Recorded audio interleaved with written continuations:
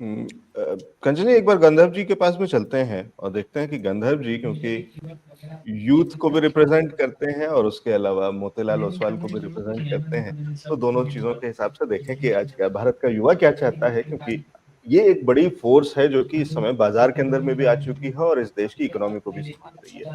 तो उस दिशा उस संदर्भ में किस तरीके से गंधर्व जी देख रहे हैं इस पूरे सिनेरियो को, आज के बजट को, उसकी इम्पोर्टेंस को, और क्या उम्मीदें हैं? गंधर्व जी, क्या एनालिसिस है, क्या एक्सपेक्टेशंस? हाँ जी, श्योर। तो सर अगर आप लास्ट ईयर देखेंगे, लास्ट ईयर हमारा जो केपेक्स आया था गवर्नमेंट की तरफ से, that had a rise of approximately 35%। तो मेरा अनुमान है कि इस साल government shall go into a capex consolidation, and ये जो केपेक्स है it should come back to average levels of 20 to 25%। However, अगर जरा सा भी केपेक्स बूम एडिशनल आता है इस साल बाय 10 to 12% का अगर केपेक्स बूम आता है, so market will absorb it very positively. अगर हम लेवल्स की बात करें निफ्टी में, तो निफ्टी में what I can see is 21,900 to 22,000 के बीच में there is an island reversal pattern. So that pattern is absorbing mostly all of the supply in the market. तो जैसे ही ये लेवल एक बार क्लियर हो जाएगा, आई बिलीव ट्रेडर्स के लिए that will be a good opportunity to make positions. As of now market looks to me in a range bound area. नीचे के लेवल्स पे 21,500 इज अ गुड सपोर्ट। एक बार टूटता है, we can see Nifty at 20,800 and 20,400 in the coming days.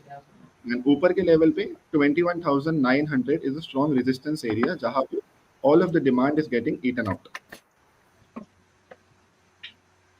And जी। Talking about intraday traders, तो अगर हम बात करें जैसे कि अभी मिस्टर चंदर जी ने और लोकेश जी ने बताया, यहाँ पे VIX is very high, so it is a very good opportunity. यहाँ पे जितने भी ऑप्शंस है, they can come forward and start writing the options.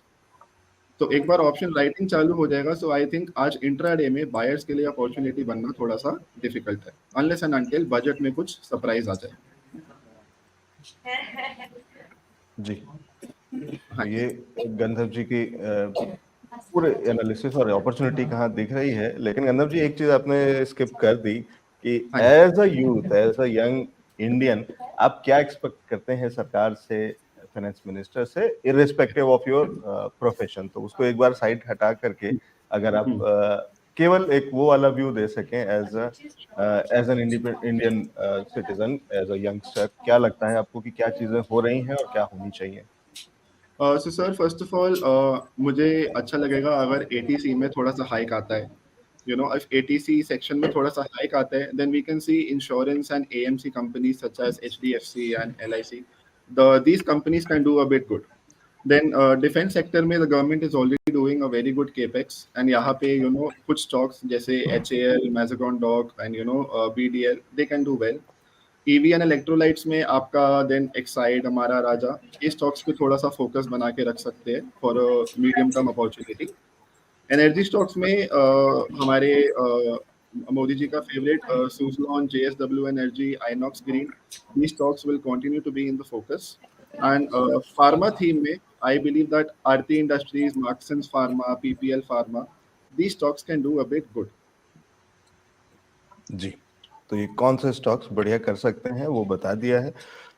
और जितना भी जनरल होने की कोशिश कीजिए, प्रोफेशनल तो प्रोफेशनल होता है, तो वो घूम फिर करके वो सारी चीजें स्टॉक्स पे ही आ जाती है। ये एक हार्डकोर प्रोफेशनल की पहचान है। बढ़िया, ठीक है। बहुत बढ़िया एनालिसिस गंधर्व जी, और थैंक यू सो मच, बहुत सारी चीजें आपने बताई।